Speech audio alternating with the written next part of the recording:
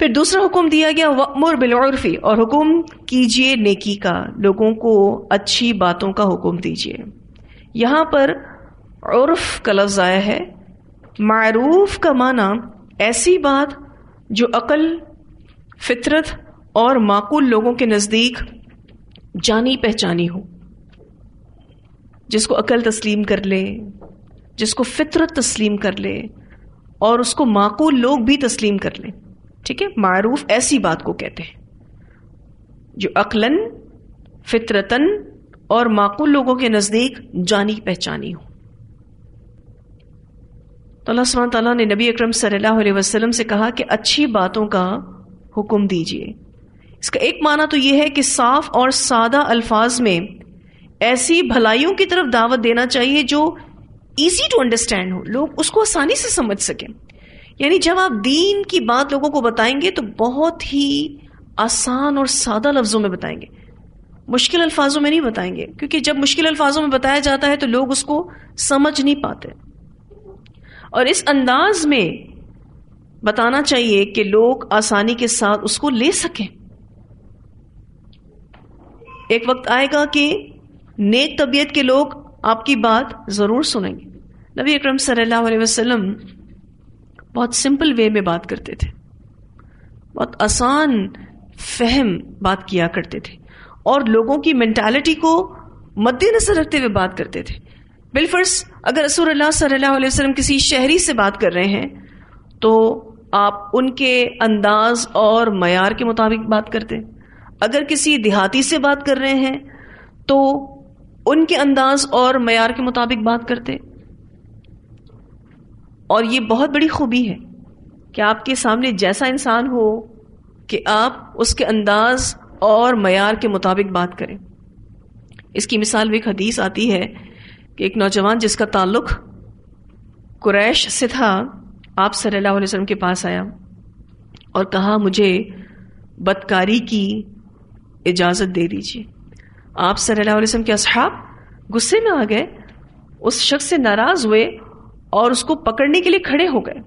نبی اکرم صلی اللہ علیہ وسلم نے ان کو روکا اور اس لڑکے سے کہا کہ جن رشتوں کا تم احترام کرتے ہو، یعنی وہ تمہاری ماں ہو سکتی ہے، تمہاری بہن ہو سکتی ہے، تمہاری بیٹی ہو سکتی ہے، تو کیا تم ان کے ساتھ ایسا پسند کرو گے کہ کوئی ان کے ساتھ بدکاری کرے؟ تو اس لڑکے نے کہا میں ایسا سوچ بھی نہیں سکتا. تو آپ صلی اللہ علیہ وسلم نے فرمایا کہ پھر تم جس کے ساتھ بدکاری کرو گے وہ بھی تو کسی کی بہن یا بیٹی ہوگی. یہ روایت طبرانی میں آتی ہے. اب آپ دیکھیے یہ لڑکا نوجوان تھا، قریش فیملی سے تھا، اور اس کا بولڈ ایٹیٹیوڈ دیکھیے کہ کس کے سامنے آیا ہے اور کیا بات کر رہا ہے. آیا نبی اکرم صلی اللہ علیہ وسلم کے سامنے اور پرمیشن بھی کس چیز کی مانگ رہا ہے کہ مجھے بدکاری کی اجازت دے دیجیے. آپ بس اوکے کر دیں، میں اس کے بغیر نہیں رہ سکتا، سمپل یہی بات ہے. تو نبی اکرم صلی اللہ علیہ وسلم کو پتا تھا کہ قریش کے لوگ بہت زیادہ اپنی گھر کی عورتوں کو رسپیکٹ دیتے ہیں، جن میں ماں، بیٹی، بہن. آپ صلی اللہ علیہ وسلم نے اسی وے میں اس کو یہ بات سمجھائی. اور کچھ لوگوں کو واقعی اس انداز سے سمجھایا جائے تو سمجھ آ جاتا ہے، کیونکہ کبھی انہوں نے دوسروں کی بہن اور بیٹی کو ورت ہی نہیں کیا، صرف اپنے گھر کی عورتوں کو ورت کرتے ہیں. بس اوقات ہمارے گھروں میں بھی ہمارے بچے اللہ نہ کرے کسی ایسے فعل میں کہ کسی لڑکی کے ساتھ کوئی تعلق بنانے کے حوالے سے ہو، ملوث ہو جائیں، تو کیا سمجھانا چاہیے؟ کیا تمہاری بہن نہیں، تمہاری ماں نہیں؟ کیا تم پسند کرو گے کہ تمہاری ماں کے ساتھ کوئی ایسا کرے؟ تو جو جواب آئے نا، پھر اس جواب کے ساتھ تربیت ہوتی ہے. پھر یہ کہ بخاری کی روایت میں آتا ہے کہ جب آپ صلی اللہ علیہ وسلم کسی بھی داعی کو روانہ کرتے تو انہیں ارشاد فرماتے بشروا ولا تنفروا ویسروا ولا تعسروا، یعنی جہاں تم جاؤ تمہاری آمد لوگوں کے لیے خوشی کا باعث بنے، نفرت کا باعث نہ بنے، اور تم لوگوں کے لیے سہولت کا سبب بنو اور تنگی اور سختی کا سبب نہ بنو. یہ تعلیمات ہیں ہمارے دین کی. اب اس اعتبار سے ہم سب اپنے آپ کو دیکھ لیں کہ ہم جہاں جاتے ہیں ہم لوگوں کے لیے خوشی کا باعث ہیں یا نہیں. ٹھیک ہے، ہم کہیں نفرتیں تو نہیں پھیلاتے، کہیں ہم لوگوں کے درمیان تنگی اور سختی کا سبب تو نہیں ہے. کیا واقعی ہم لوگوں کو سہولتیں دیتے ہیں، آسانیاں دیتے ہیں؟ اس اعتبار سے ہم سب نے اپنے آپ کو ضرور بضرور چیک کرنا ہے، کیونکہ یہ ہمارے دین کی بیسک تعلیمات ہیں.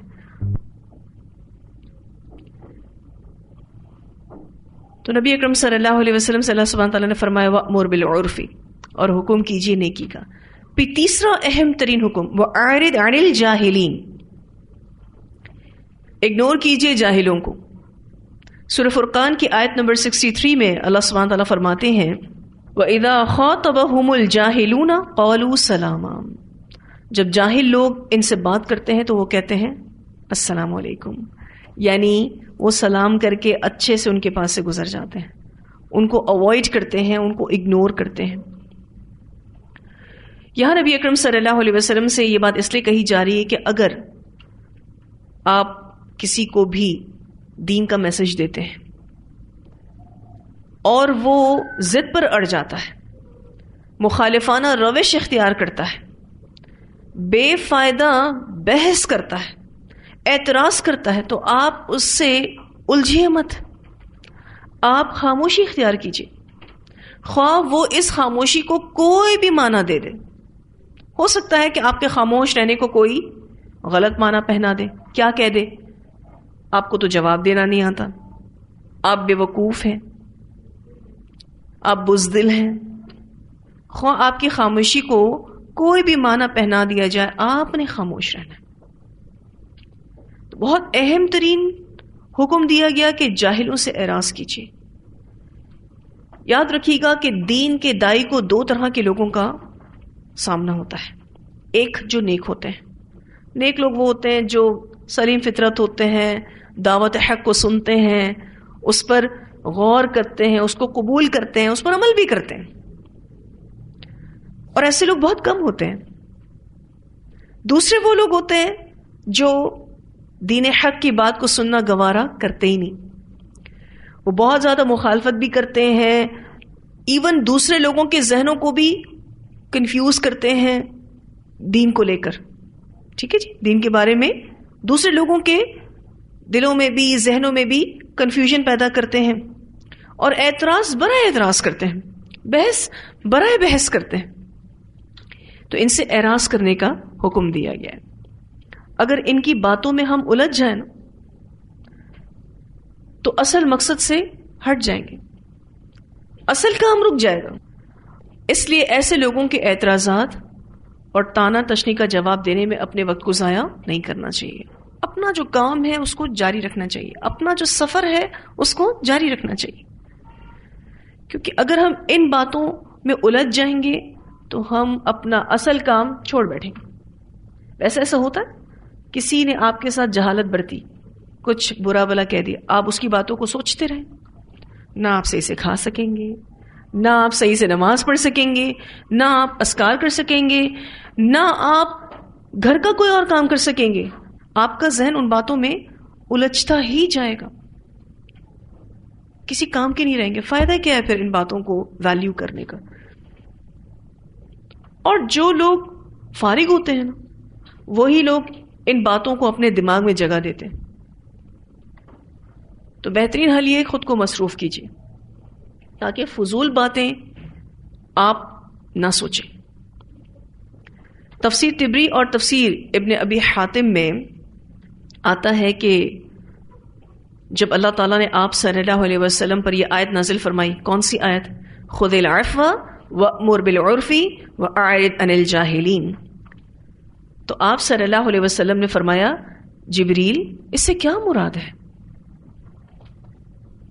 جبریل علیہ السلام نے کہا کہ اللہ نے آپ کو یہ حکم دیا ہے کہ جو آپ پر ظلم کرے آپ اسے معاف کریں. بہت غور سے سنیے گا یہ بات کہ جبرائیل امین کیا بتا رہے ہیں. پہلی بات کہ اللہ نے آپ کو یہ حکم دیا ہے کہ جو آپ پر ظلم کرے آپ اسے معاف کر دیں، جو آپ کو نہ دے آپ اسے دیں، اور جو آپ سے قطع تعلقی کرے آپ اس سے مل کر رہیں۔ یہ مراد ہے اس آیت سے۔ بہت ڈیفیکلٹ ٹاسک ہے۔ اللہ سبحانہ تعالیٰ ہمیں نبی اکرم صلی اللہ علیہ وسلم کے نقش قدم پر چلنے والا بنائے۔ ایک طویل روایت آتی ہے جس میں نبی اکرم صلی اللہ علیہ وسلم نے بہت اہم ترین باتوں کا ذکر کیا ہے۔ رسول اللہ صلی اللہ علیہ وسلم نے فرمایا، مجھے میرے پروردگار نے ان 9 باتوں کا خاص طور پر حکم فرمایا ہے۔ پہلی بات، اللہ سے ڈرنا ظاہر اور پوشیدہ حالت میں، یعنی دل میں اللہ کا خوف ہو، اور گناہ سے میں دور رہوں اللہ کے خوف کی وجہ سے، خواہ میں تنہائی میں ہوں یا میں لوگوں کی موجودگی میں ہوں، میں ہر وقت اللہ سے ڈرنے والا ہوں۔ تو پہلی اہم ترین بات کیا ہے کہ ایک اللہ سے ڈرنا ظاہر اور پوشیدہ حالت میں۔ دوسری بات، عدل و انصاف کی بات کہنا غصے میں اور رضامندی میں، یعنی جب میں غصے کی حالت میں ہوں یا میں خوشی کی حالت میں ہوں، مجھے عدل و انصاف کی بات ہی کرنی ہے۔ یعنی ایسا نہ ہو کہ جب کسی سے ناراضی ہو اور اس پر غصہ ہو تو اس کی حق تلفی اور اس کے ساتھ بے انصافی کی جائے، اور جب کسی سے دوستی اور رضامندی میں ہوں تو اس کی بیجا حمایت اور طرفداری کروں۔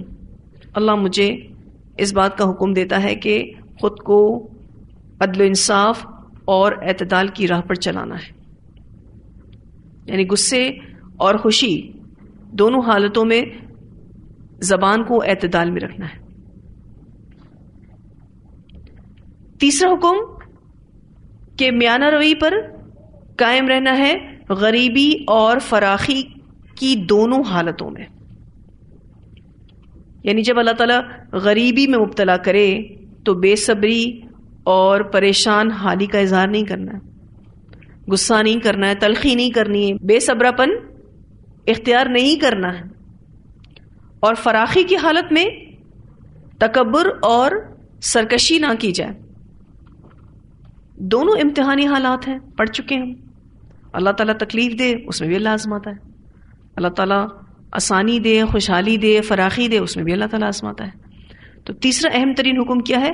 میانہ روی پر قائم رہنے کا غریبی اور فراخی کی دونوں حالتوں میں۔ تکلیف آئے تو صبر کرنا ہے، اور فراخی دے اللہ تعالیٰ تو شکر ادا کرنا ہے، اس میں سرکش نہیں ہونا ہے، تکبر اختیار نہیں کرنا ہے۔ چوتھی بات، اس شخص سے قرابت داری کو قائم رکھوں جو مجھ سے قطع تعلقی کرے، یعنی اگر میرا کوئی رشتہ دار مجھ سے بدسلوکی کرے، قرابت داری کا تعلق ختم کرے، تو میں اس کے ساتھ حسن سلوک کروں اور اس کے ساتھ تعلق بنائے رکھوں۔ کتنا اہم حکم ہے، مشکل ضرور ہے لیکن بہت اہم ہے۔ پھر یہ کہ میں ان لوگوں کو بھی دوں جنہوں نے مجھے محروم رکھا ہو اور میرا حق مجھے نہ دیا ہو، جو مجھے نہ دیتے ہوں میں ان کو دوں، اور یہ کہ میں ان لوگوں کو معاف کروں جنہوں نے مجھ پر ظلم کیا ہو اور مجھے ستایا ہو، یعنی مجھے انتقام لینے کی طاقت ہو لیکن میں پھر بھی اس شخص کو معاف کر دوں جس نے مجھ پر ظلم و زیادتی کی ہے۔ پھر ساتویں بات کہ میری خاموشی میں تفکر ہو، یعنی جس وقت میں خاموش ہوں اس وقت سوچنے کی بات سوچوں، اور جو چیزیں قابل تفکر ہیں ان میں غور و فکر کروں، یعنی جن چیزوں کو مجھے سوچنا چاہیے میں بس وہی سوچوں۔ میرا چپ رہنا بھی عبادت کا ذریعہ ہو، اللہ کی نشانیوں پر غور و فکر کروں، اللہ کی کتاب پر غور و فکر کروں، اللہ کی صفات میں غور و فکر کروں، تو میری خاموشی میں تفکر ہو، غور و فکر ہو۔ اور آٹھویں بات کہ میری گفتگو ذکر ہو، یعنی میں جب بھی بولوں اور جو بھی بولوں اس کا تعلق کس سے ہو؟ اللہ سے ہو۔ تعلیم اور تبلیغ کی غرض سے بولوں، اللہ کی تعریف بیان کرنے کے لیے بولوں، میری زبان ذکر سے تر ہو۔ نویں بات اور یہ کہ میری نظر عبرت والی ہو، یعنی میں جس چیز کو دیکھوں اس سے سبق اور عبرت حاصل کروں. پھر فرمایا کہ لوگوں کو اچھی بات کا حکم دوں. یہ حدیث مشکات المصابیح میں آتی ہے. اس میں 9 احکام ہیں جو نبی اکرم صلی اللہ علیہ وسلم کو اللہ تعالیٰ نے دیے. اخلاص للہ، عدل و انصاف کی بات کرنا، میانہ روی قائم کرنا، صلہ رحمی کرنا، لوگوں کو دینا یعنی دینے والا ہونا، اسی طرح سے معاف کرنا، پھر خاموشی میں بھی غور و فکر کرنا، اور جب بات کریں تو اللہ کا ذکر کرنا، اور جس چیز کو بھی دیکھیں اس سے عبرت حاصل کرنا، لیسنز لینا. تو یہ حدیث آپ دیکھیے کہ اس آیت کی تفسیر کو اچھے سے بیان کر رہی ہے، کیونکہ آخر میں آپ دیکھیے تو سب سے لاسٹ بات کیا کہی آپ صلی اللہ علیہ وسلم نے کہ اور لوگوں کو اچھی بات کا حکم دو، وَأْمُرْ بِالْعُرْفِ. اور جب آپ اچھی بات کا حکم دیں گے تو لوگوں کا نیگیٹو ریاکشن آئے گا. ویسے بھی آپ نے دیکھا ہوگا جب آپ اصلاح کرتے ہیں تو کیا ہوتا ہے، لوگ آپ سے ہنس کے ملتے ہیں، سب سے پہلے ان کو وہ بات بری لگتی ہے. ایسے میں آپ کو اگنور کرنا ہے. ٹھیک ہے جی. جو آخری بات ہے کہ لوگوں کو اچھی بات کا حکم دوں، یہ 9th پوائنٹ سے کنیکٹڈ نہیں ہے، یہ اس آیت کی تفسیر سے کنیکٹڈ ہے. وَأْمُرْ بِالْعُرْفِ سے، وَأَعْرِضْ عَنِ الْجَاهِلِينَ. یہ جو اعراض برتنا ہے جاہلوں سے، وہ تب بھی ہوتا ہے کہ جب آپ نیکی کا حکم دینے میں اتمام حجت کر چکے ہوں اور پھر بھی وہ نہ مانے تو پھر ان سے اعراض فرما لیں، ان کے جھگڑوں، بحثوں اور حماقتوں کا جواب نہ دیں. Simple is that. ٹھیک ہے، اس کا عام معنی یہی ہے.